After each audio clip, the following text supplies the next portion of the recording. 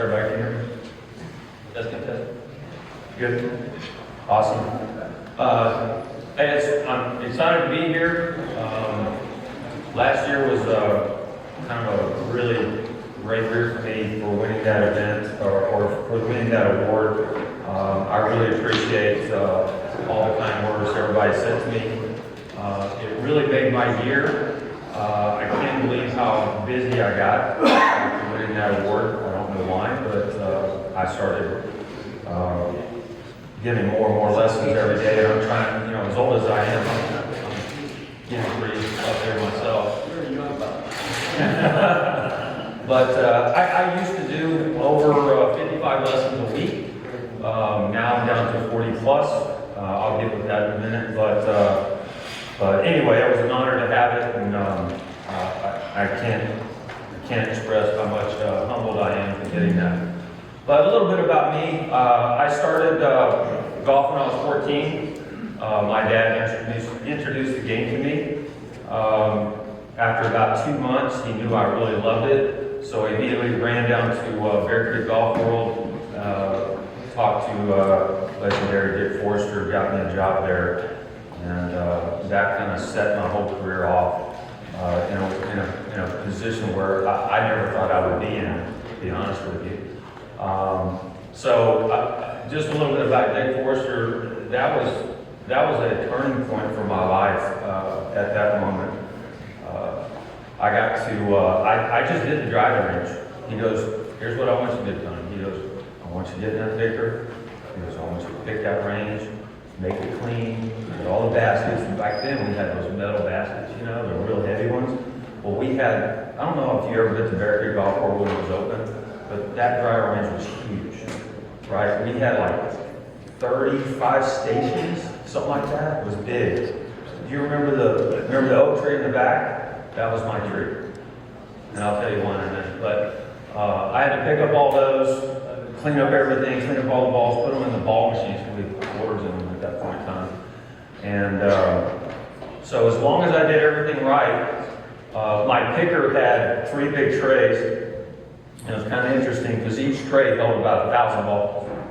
And so I picked the range, and what I would do was my last pick, I would put it all together and have one big pail of golf balls, about 1,000 of them, and I'd dump it underneath that oak tree because I had nothing to do for about 2 hours, right?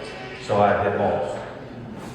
Dick Forrester would always ride out every day at 1 o'clock and just sit in the car and just watch me smoking a cigar. And he would just be kind of lazy and go, Alan, what are you doing that for? And I'm like, what?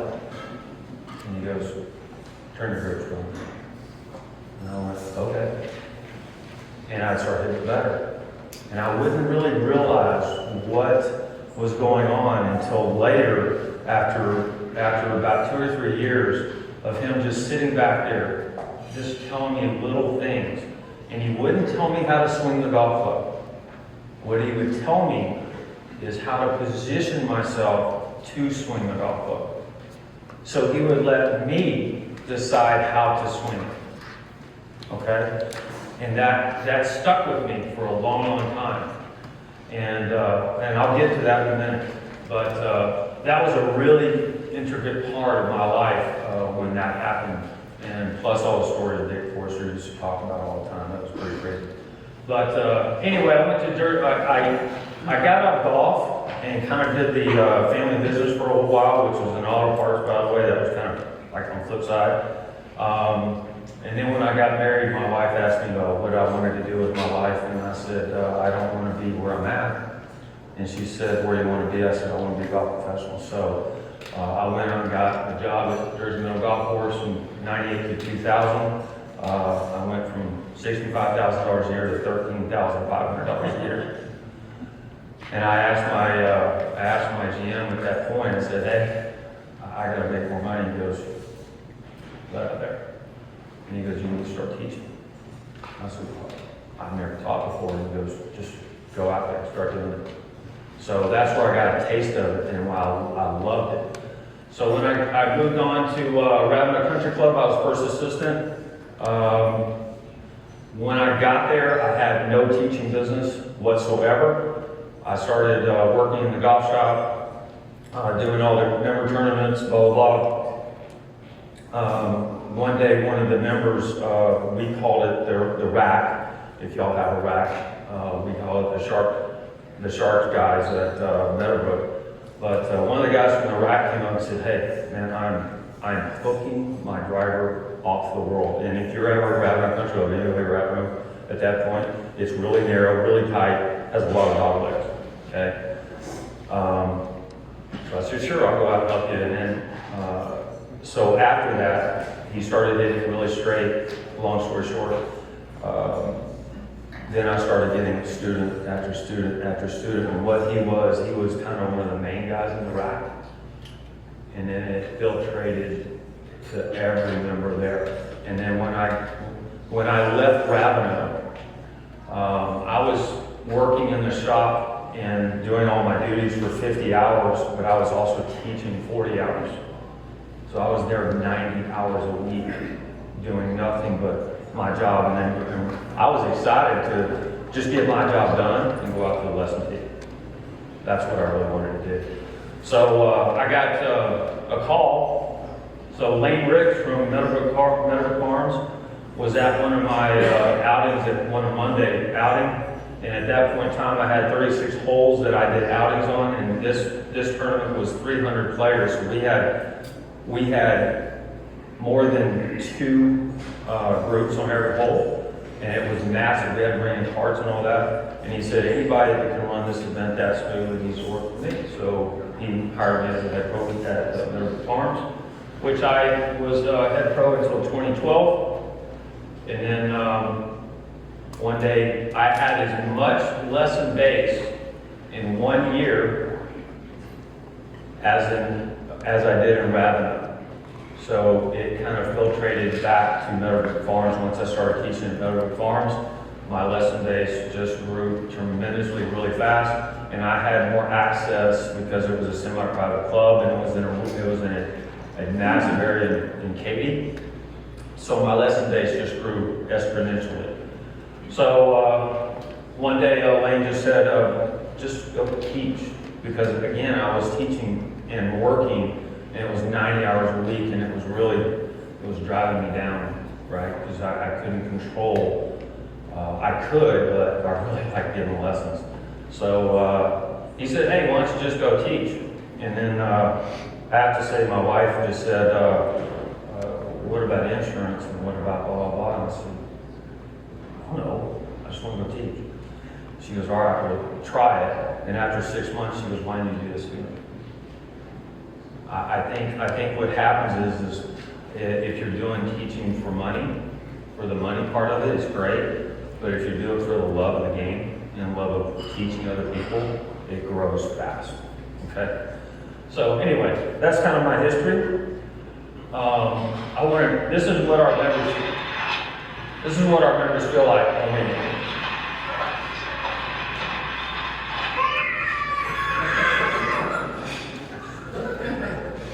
Did everybody see that? Some of our members feel like that, do they not?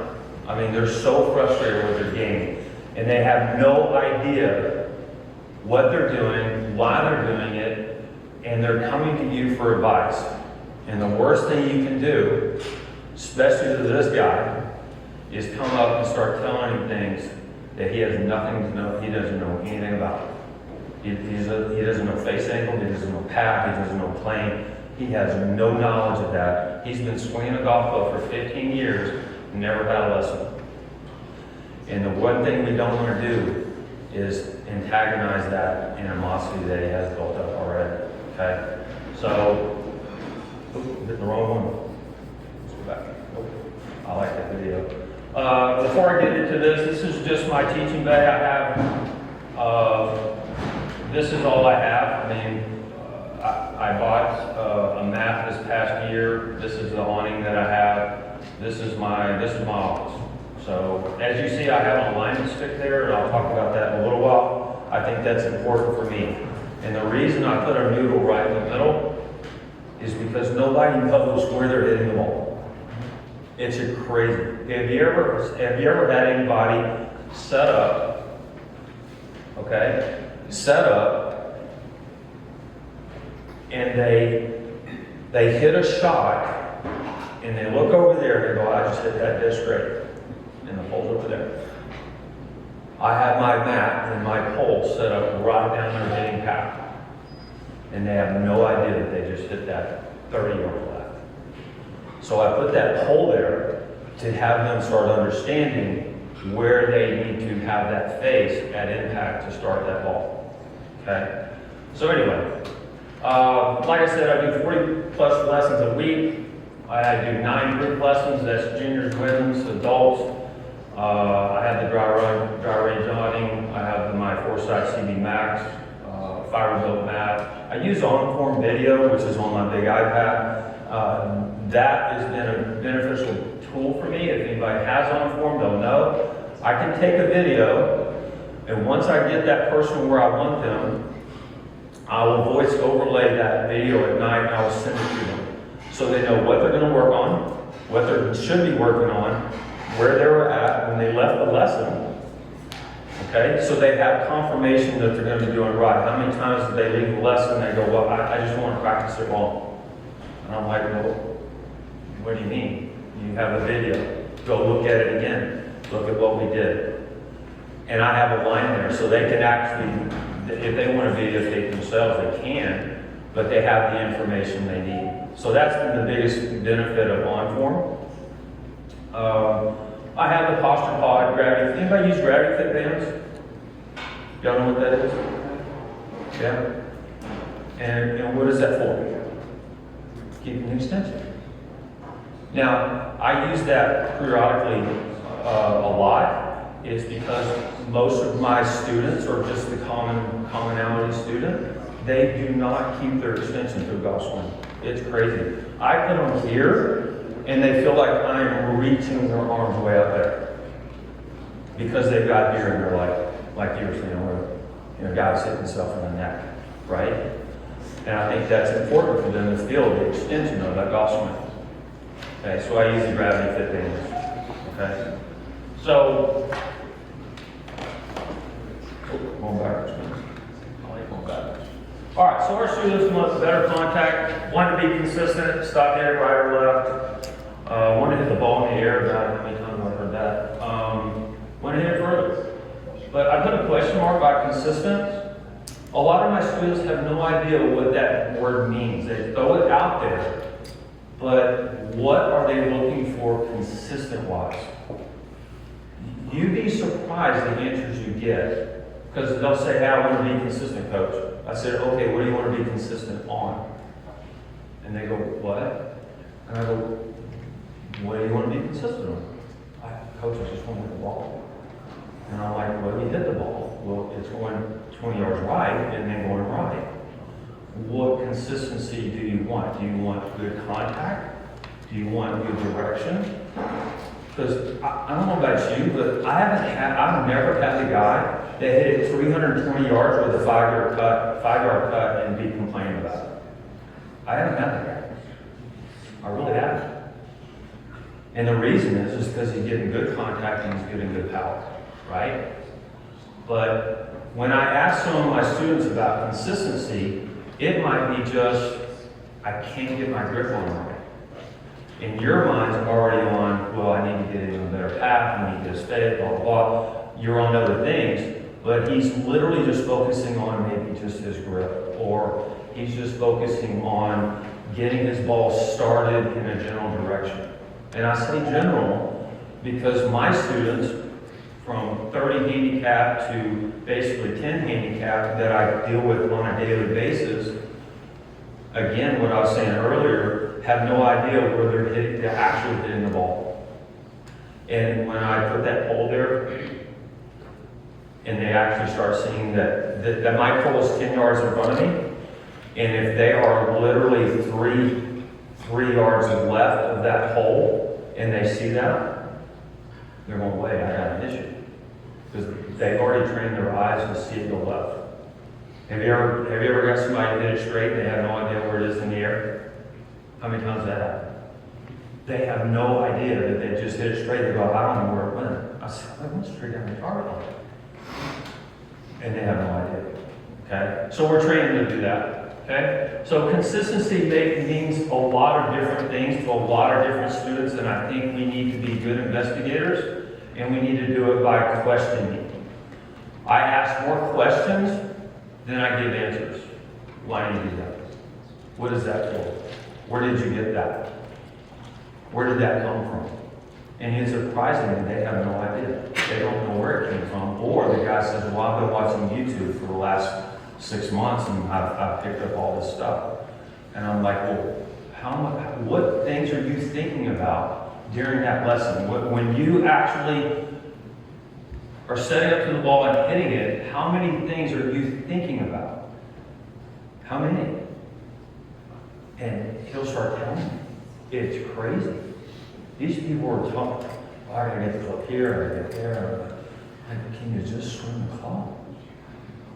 And it's amazing. So anyway, I think that's a big topic for a lot of us. Students need better face alignment, better overall aim. I'll get to that in a minute. Awareness of path and face, and again, I think making your student a little bit knowledgeable about what we're speaking is helpful. When you say swing path, I'll go, I don't know what you're talking about. When you say face angle, what? And I think if you give them a little bit of information on what you're about to talk about and why, not necessarily why, but what it affects on the ball, better ball position and stance. How many times have we seen that? How many times the spine angle has been so far forward, his ball position is outside his left foot, and he thinks it's in the middle of the swing? Have you seen that before? It's crazy, right? Better overall setup and routine. So, in my position, what I found, and I go back to Dick Forster and what he was doing with me, and a lot of what I read in the Harvey Painting book, was you can change a lot of things way prior than messing with that, or messing with the club in the face. If you get them to set up correct, you can change and affect that person's swing immensely. And you won't even have to say a word. I have guys come to me from another club, Willowport, which is right down the street, a little bit older guys. Dennis Lee is one. Now, when he came to me 6 years ago, he was 18 handicap. He just wanted to be, his goal was to be a 10. That was his goal, which is pretty hard. I mean, you take an 18 to a 10, he's not doing a lot. Okay? So I started working with him. His setup was his arms, his face, and his upper body were set up to the right. His hips, knees, and feet were set up to the left. Holy cow, where are we going? And what he did was he hit a smashing left shot and it sliced about 30 yards. But he was 18 handicap. He had really good handling, by the way. So I worked with him on a setup, and I'll reel through a little bit early, a little bit forward. After about 3 years, he was an 8 handicap in 3 years, from 18 to 8. He came down that much. Now, we did work on a little bit of putting, a little bit of short game with him, but his driving skills and his iron skills improved immensely. So I kept working with him, and then we got to a stopping point, and then what I said was, well, now that we've got everything pretty much dialed in, and you're hitting it great during our lessons, what's going on when you get the golf course? What's happening? How come you're not scoring a little better? Because he was really concerned about his range regulation, blah, blah, blah. So I took him on the golf course, and everything we discussed in the lesson about his aim, his setup, he was setting up everything now 10 yards left of the start. So his body followed his lower body to the left. So guess what? We fixed that today. He came to me the other day, but he goes, I've caught up with my handicap, but I'm a 2 handicap now. He won his club championship the last two years. So you take an 18 to a 2 just by getting everybody in their place. Okay? Giving them an opportunity to swing their swing using what you know. Okay? So anyway, I break down a golf swing like this in 3 main parts. Hands and arms, upper body, lower body. If I focus my attention on this order, I tend to get to the root cause a lot quicker. Just for me. It's just that's how I process the information that they tend to bring me. And if I see the golf club, what's the most common takeaway that we deal with on a daily basis? Every day. Every day. Very seldom do I have it back that way. Very seldom. So that's how I look at it. And if I focus my attention here first, then that represents how he's moving that upper body. And how he's moving that upper body represents how he's moving that lower body. Is he actually planting on that right when he gets that takeaway going? Okay? Instead of sliding or moving to the left.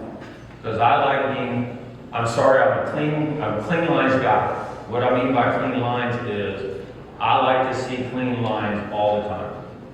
And if I get my students to get into a position where they're clean lines and centered, and I think of it like this. So I have a power center and I have a swing center.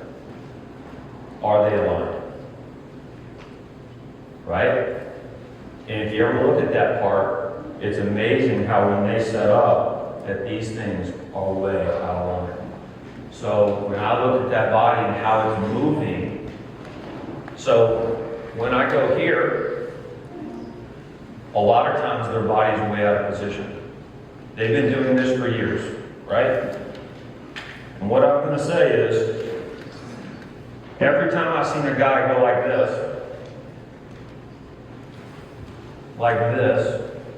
he can't move. He just can't move. I have guys coming to me at my age, like 60, 70 years old, right? I'm not 70, but 61. But they go, Coach, I'm not flexible. I just can't move that way anymore. I'm like, no, you're not in a position to do so. And he goes, well, what do you mean? I'm like, well, your centers are off. So I literally look at the centers of those bodies, the 2 centers, and when I get them in posture, it's amazing how free their body gets. Absolutely amazing. And I'll talk about this in a second, okay? So that's how I process information. Now, I set everybody to what I call neutral. Now that might not be wrong or right. It's just how I do it. And what I mean by neutral is I want all the aim lines looking down their target, other than their left foot with an iron. And I'll talk about that in a minute. So I want their hands on the golf club to where their face is looking down their target line. Okay? How many people close the face in their lessons? Especially with driver. They're getting it to the right, they close the face. Now they're aggravating the system, aren't they? Now they're trying to hang back, hitting it to the right, and now it's just going more right. Right? But I like to get their hands on the golf club, and here's how I do it. To me, this is what I was always taught back from a young age, is my hand set at 45, right? So if this guy comes to me, and his hand's right there, which is a really weak grip, and I understand what was talked about earlier, but in my terminology is, if he's got a weak grip and he can't move, what's the first thing that's going to move? The forearm. And then it's going to follow by the upper arm. And then what he's going to get? He's going to get laid off, and he's going to open that face a lot, so what he's going to have to do on the way down? Pop that ball. He's just going to literally have to early release that ball and flip it. Okay? So, me personally, and this is very hard, if you ever start picking up a student's hand going this way, you'll notice that they'll immediately start turning their thumb to the outside. They'll start turning their forearm that way. immediately. So I train them, I'll pick their hand up and put it on that golf club. And when I do that, I'm not messing with their form. I keep their form very neutral. And I found that takes a lot of that roll or that system out of play. So I'll literally put it on the golf club for them. And it takes probably 15 minutes of me doing that, and then they got it. The right hand is the hardest one. And I do not have my students grip the golf club down there. I have them put it up here. And the reason is their hands are already in place. Because if they have to do this, it rolls to the outside. So you see the golf club like this all the time, right? You see those grips all the time, right? Well, when they put it on down here, it likes to roll. So what I do is I have them pick up the golf club. So if you ever see golf pros on tour, man, they've already got their left hand grip, right? And when they come into the deal, they lift it up and they put it on, they go into their position. It's just simple, boom. And what they do is they try to get down, and you've seen these guys, right? And they get there and they put their hand underneath there and they wonder why their club's going there. Because the first thing I want to stabilize is this. I want to stabilize it. And what I mean by stabilize it is I don't want the face or the toe opening and closing a lot. I just don't. I like a very passive face, and I like to have them keep it on the target line as long as possible. It's just me. I just think a lot of face rotation causes a lot of issues. Okay? So when I put their hands on there, I had this the other day, matter of fact, the guy's grip looked perfect. It just absolutely looked perfect. But yet the face control was still not there. And I wondered why. And I said, show me how you put that grip on there. And he went in and he literally turned it this way to where it was on that first knuckle. He gripped it and then rolled it back around. And he had long enough fingers to do that. And what it was doing is he was literally sitting right there in his palm. It was amazing. And then I said, no, it goes there. Because I want their trigger finger right there. I want it on the club. His trigger finger was underneath. So if I got his trigger finger right there, he got a whole new sensation. He actually felt like he wasn't actually gripping the golf club at all. You ever had that?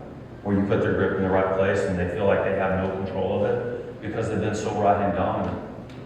Okay? Again, if he's going to have a passive face and he's going to send that club back, then he has to be a little bit more passive with that club.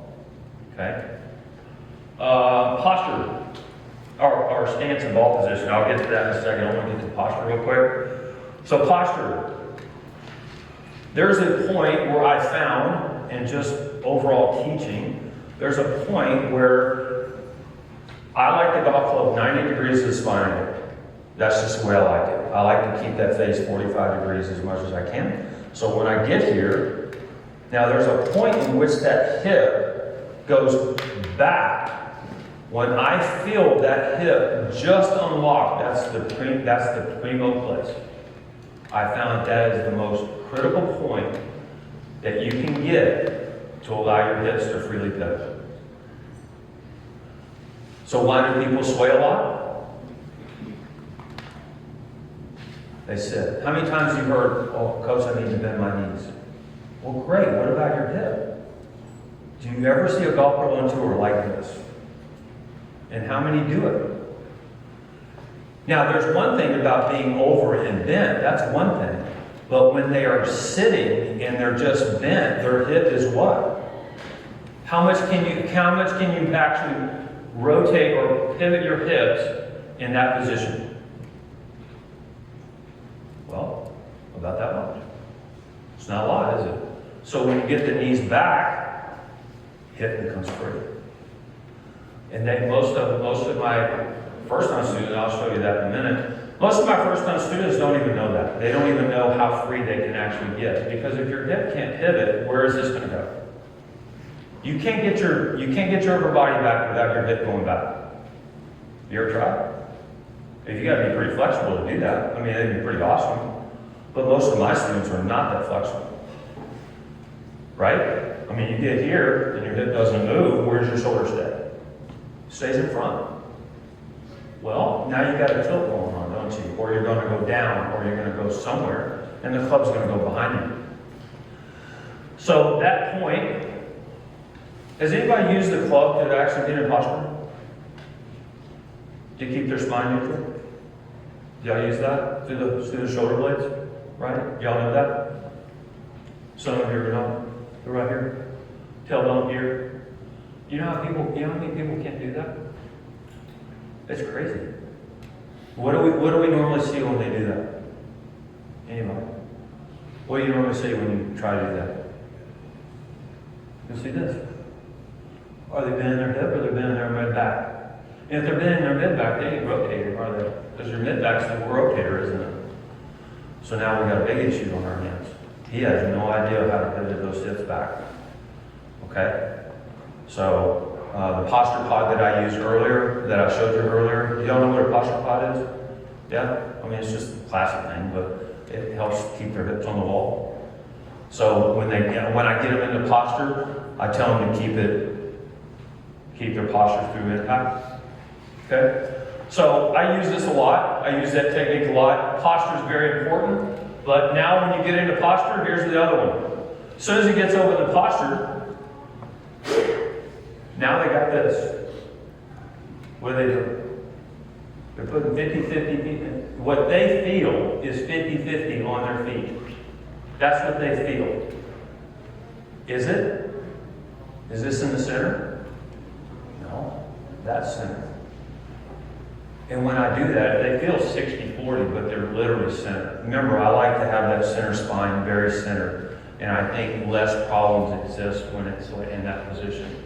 So if I get them on a good grip, I get them in posture, which is also distance from the ball. Why is distance so important? Why is the ball from them important?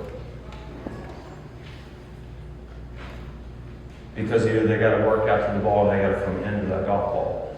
I'm not saying there's an exact science to it, but all good postures are what? Arm hanging straight down, and basically our hands are sitting right here, right? That's just normal stuff. It's amazing how that's missed all the time. This is what we normally see, right? And they're stiff armed, and they're like, you can't move them. They're so stiff because the guy's only using his arms, right? Very seldom do you get this guy. I have them, but generally speaking, they're too far away. So when I get them here, now I do it my way, but I get them here and I get them over, and they feel super close to the golf ball. Super close. But what they'll find out is when I start working on their takeaway is right down that line. It's pretty amazing, okay? So, face angle takeaway. So my takeaway deal is I want them to get the golf club straight back off that line, club outside, and the face angle in line with their spine. That's just me. Every time I do that, they're more consistent on what they feel is consistent, because now when their hands come through with impact, they're compressing the ball a lot more, and their face angle is much more straight than they have. I'm not saying it's going to be perfect. You're talking about 20 to 30 handicappers now, right? So they're not the best in the planet. And they're only going to go practice 30 minutes a week on what you just told them, right? So we try to do our best. But what they're going to take away, is their setup. You have to understand that these members are not going to practice that much. And if they do, they're going to get better at it, but they're not going to practice that much. So what are they going to take away from your lesson? They're going to take away getting set up correctly. Okay? So let's move on. So this is Lori. She got taught by her dad for 20 years. She hadn't played for about 15. She's over here, and she wanted to take a lesson finally. So, what do you see on her posture? It's more vertical, isn't it? Right? It's just more vertical. And so if I play this, you'll see her take the club back inside, a little in, right? She's very vertical. She doesn't swing back for who she is. The club comes a little over the top, face shut, and she hits it way left. And she can't hardly even finish. And the foot tells it all. She thinks she's turning her hip, but it's not turning at all. Okay? So, this is after posturing. This is what I've worked on. So I've worked on her overall posturing. You see how the back's different, arms hanging straight down. Now, I do this. This is just my way, and I like your way, by the way. I like the elbow thing. That's really cool. I'm going to add that. But this is how I've always done it. I've always used that 11 degree of posture right there, from the shaft angle to the shoulder. It's not as accurate, but that's my gauge to keep them 90 degrees of their spine angle as best I can. And if they're in that number, they kind of swing a lot better down the line. That's just what I've realized over time. Okay? And that number for me goes from anywhere from 10 to 13 depending on their body composition. Long legs, upper body, arm length, blah, blah, blah. Okay? So I've worked with her on all her posture things. And I worked with her on a little bit of the takeaway. She was actually taken away pretty good, but she was a little inside on that. And I had her take it away on that line. And this is what she left with. Down the line, club face square to the ball. Now she didn't rotate a lot on her shoulder, but when she came down, it was much more impactful, and she hit it. She hit it time and time again, a lot less left, but a lot more solid. I mean, this is one lesson. This literally was a 30-minute lesson. I went over this for 15 minutes. And now her takeaway and everything, yeah, we got some other things to work on, but her takeaway of that was, and now if you look at her body now, where is it? It's facing the target, isn't it? It's pretty amazing how much their body will transform by getting them in a better place. Okay? Now this is Justin. Justin is an 8 handicapper. I taught him I hadn't taught him for like 8 years. He came back to me. I thought this was a good description of what I'm talking about. Again, 11 degrees. I set him up the same way. Now this is what he came with. So when he took it back a little inside. You see the face rotation way open. He got the club a little lower than I like it, and he moved forward if you saw that. Okay? And then, yeah. So now he's more down the line. Face rotation a lot less. And then when he comes down, he's much more on top of that golf ball. Face much better at impact, and I had my quad there, and what was the difference was when he started, he was hitting his 800, carry distance 138 yards, when he left it was 158. Immediately. Just because he got, like the best players in the world square their face up a lot sooner than everybody else, don't they? I mean, they're coming down and that face is perfectly square because they're about to compress that golf ball. And when he was opening that face so much, what he did when he came down, and he would literally get about right here and then flip that club closed. So I just took a lot of that face rotation out so he can get the club more back on that line and compress the ball. Period. Now when they leave my lessons, I just want them to give me the one or two things they took out of that lesson. And you know what he said? Because I just felt like I was on top of the ball and I can hit down on it hard. That's all he told me. That was it. That's all he needed. That was the information in his mind that he needed. That was it. Okay? So I think it's pretty cool. So finish position, which is the last part I want to go through. Am I doing good on time? Okay, sweet. I think the follow-through is the most misunderstood position of golf. How many follow-throughs do we see? Oh, they're all over the place, aren't they? And why do we see most players up there? Yeah, absolutely. And what do they not do? They don't turn. They don't get in posture in terms of that ball. So, I think the lower body is the most underused portion of most of my students. Most underused. One, they don't pivot back correctly. And two, if they did, they wouldn't know what to do with that. I'm not trying to be funny, but it's part of the system. They do all these other sports, and they get into golf, and golf, all the other sports related stuff is out the door. Isn't that crazy? So, I'm going to get into this real quick. So what I do with the impact position is I literally like to start training on how to follow through with the golf club. You heard me talk about extension a while ago. And when I have them bring the club back, I want them fully extended with that club as best as they can get to that point. If they can get up here, great. And what I mean by great, I want them up here without doing what? Collapsing, right? So as long as I can get my student back in this line right here, now what are they going to do with it? I want them to go, or we want them to go there, don't we? We want them to stay fully extended the whole way, don't we? But they never do. Because impact position, I think the follow-through is a direct impact position. So if this guy is coming in here and flipping the golf club, man, he is up there all the time. And his upper body is not even facing that target. His lower body hasn't got through yet. And they're already up here. Right? And hopefully they don't get you with the ball. Right? I've got more injuries from golf than just teaching golf than any other sport I've ever played. It's crazy. Has anybody got about a 100-mile-an-hour driver right in the shin?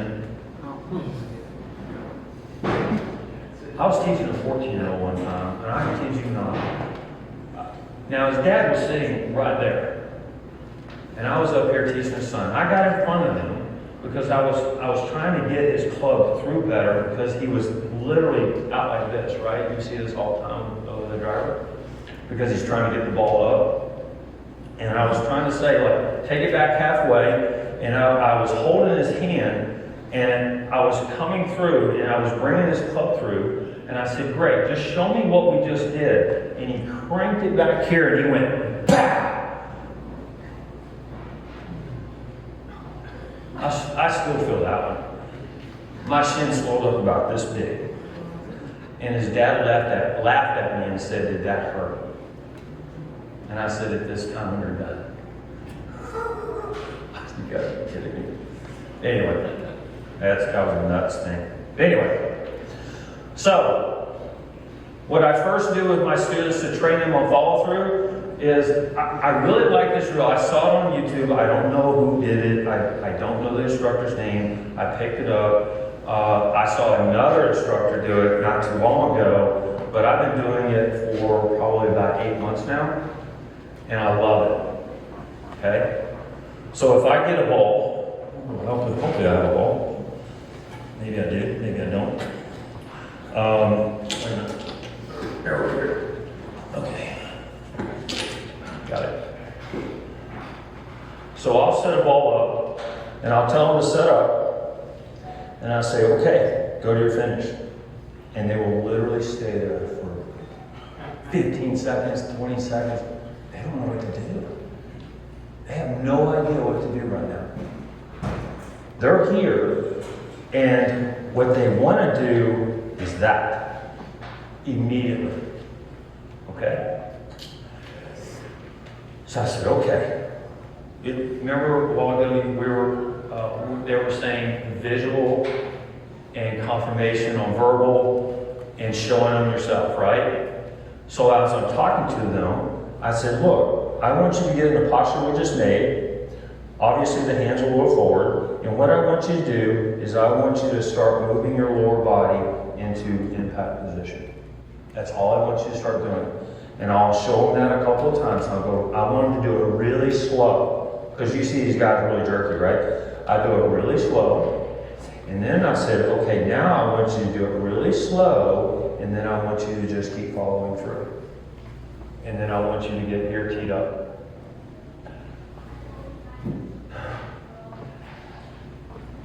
The first thing, if nobody's ever followed through before, the first thing they're going to feel is all this part right here in their body stretched farther than they've ever stretched in their life.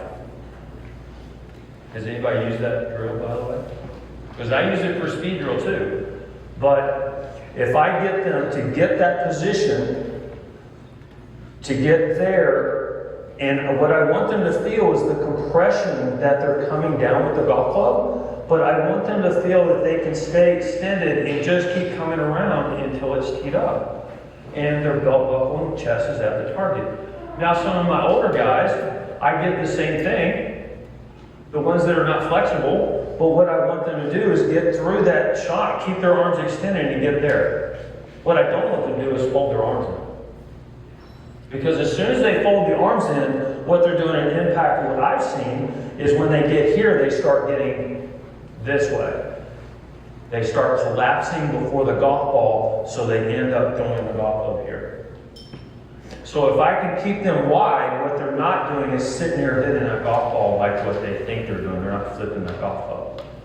And it's amazing. It's pretty impressive how far some of these older guys can start hitting the golf ball. I had another guy the other day, he's 68. He just proved to me that that works. He's been working on this for about 3 weeks. Now there's an example that I'm going to show you in a minute. But he's been working on this for 3 weeks, and now he's hitting his driver landing 242 to 245 yards. Landing. He's 68. That's incredible. That means he's getting it out about 260, 265, and he's playing a different game from the white tees. He's taking all kinds of money. He's happy. He's got George's money now, because now he's keeping the fairway and he's hitting it further. Okay? I'll show you here in just a second. Let me get past this. Okay, so this is me doing the follow-through drill. This is what I show them. So I get set up, but this is what I'm showing them. You see how I'm going forward? And then I'll keep going. Okay? That's what I show in the lesson. Now, if they can imitate that, great. The closest possible. Sorry, I keep getting in their way, don't I? She's always leaning over. So that's what I show them. Okay? Now, this one, because I don't want to put video after video after video. This one's what I call my half shot drill with using the same thing. I still have a ball, and what I want them to do is I want them to get the golf club in place right here, and then what I want them to do is use their whole right side to compress that ball, and then immediately continue to their follow through. Because a lot of my students hit the ball and they quit way earlier than they need to. I said, when do you ever see a tour pro quit his swing halfway through? You don't. As a matter of fact, they are there. I said, they are farther through that golf ball than you are. That you'll ever be, probably, because they don't have the flexibility to do it. But if I can get them here, and then they can start compressing it that way, then what do they stop using? Just their arms and their hands. That's all I want them to quit doing. I just want them to quit, stop flipping the golf club, the toe around the golf club, try not to hit it to the right. Now my left guys, if I can stabilize them and I can get them around their body better, they stop hitting it to the left. And as long as they have a passive face, that usually happens. Does that make sense? Yeah. Okay, so this is the drill. I use this also as a speed drill. So what I do is, let me get away from her. But what I do is I take it back halfway down the line, and then I immediately just go right into impact. There we go. And then I just have them take it to impact. Just go as fast as they want to go. I think Chuck said a few minutes ago that your intent of hitting the ball, how fast you want to go, is you.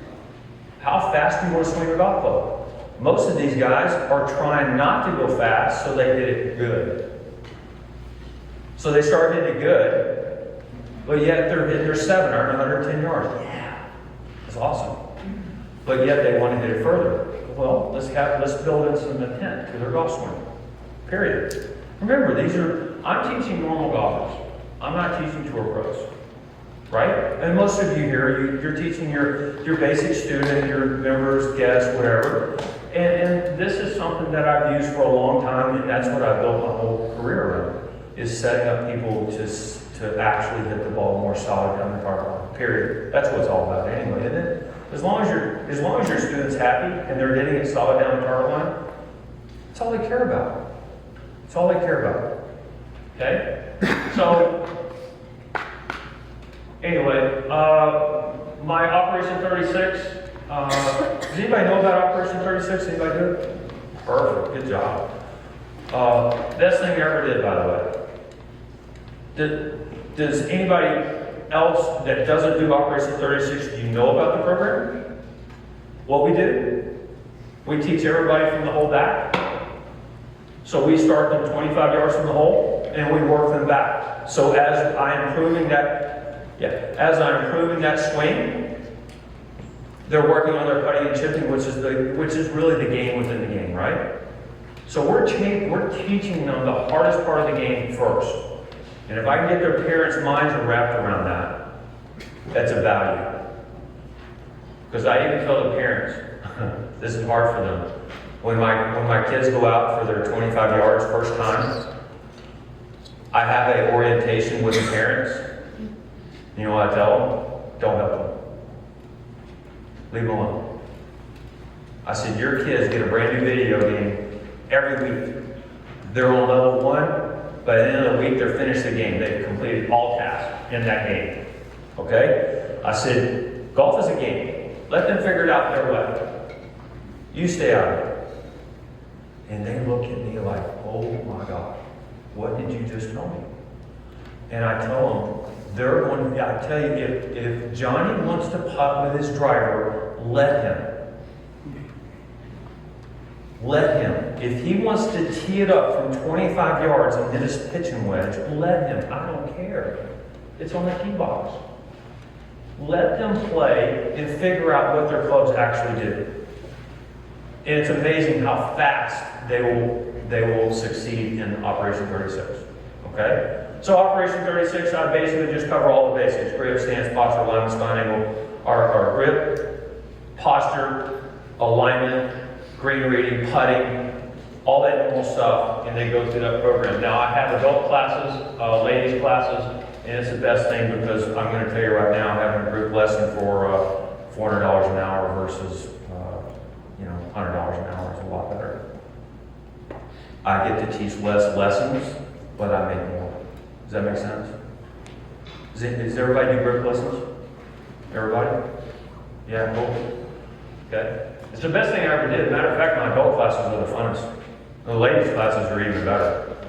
Oh my God, they were so fun. Okay? Okay. So, this is just my junior program. This is little Jake right there. He's going to be my Scotty Scheffler. He is field player #1. And I'm going to tell you right now, that little kid right there, he is this tall. And I took him on the golf course the other day. This guy hit a 175-yard drive. Unbelievable. And just killed it. And that's what he does all the time. And he has a joy. It's part of him now. He didn't like any sport, ever. And he got into Operation 36, and he begs his parents to take him to the golf course every day. Okay? Awesome. Does anybody have any questions? No? So I'll let her rip there too. Do you know I patented that, right? I trademarked that. That was a joke, by the way. Yeah. I said that just about all the time at the end of my lessons, and I also say it on my TikToks, right? Because I just brought it through. And I said, you know what? If it ever amounts to anything, I want to own it. Because I don't want anybody else using it to make money. So that just became my trademark, right? I mean, you got all kinds of guys who have these things like, let's get it done, or, whatever, you know, it's kind of, let's do this thing. What's the guy on Golf Channel? Let's do this. Michael Breed. He goes, let's do this, right? So that's his trademark name, right? So that's my trademark. I thought it was cool. And little Jake, I'll go back. Little Jake right there. Another thing I did during my junior classes is that they did something incredible. I would always tell them they want an oven mitt, and they would look at me like, what? I said, yeah, you want a free oven mitt. He goes, what is it? What am I going to do with it? I said, well, I don't know. You want it though. He goes, okay. So it just became a kind of a funny thing for us. And then a lot of my students like SpongeBob. So I'm like, you want a SpongeBob oven mitt? And I kept saying that every year, right? And on YouTube or Amazon, I found a SpongeBob oven mitt. Oh my God, I ordered 4 of them. And at the end of every semester that I have I use skill point chips. I don't know if y'all know what those are, like little poker chips, and there's like 1 in 5. And at the end of their session, after 8 weeks, they get to go in and then buy certain items with these skill point chips because it's kind of a cool little deal. But I set up gaming, like games, like chipping games, putting games for all the whole family to go, and they would buy this. And at the end, the awards, what I did is I brought them out. And little Jake, that's a SpongeBob character right there, man. And he's one of my first recipients of the SpongeBob oven mitt. And I'm telling you what, that was like me winning a teaching award. He was on top of the world. He brought it back and had me sign it, and his parents framed it and hung it in his room. And nobody's allowed to touch it. And that's pretty good. So it's creating a culture with all of them. Okay? So anyway, I hope that serves you well. Thank you very much. I appreciate it.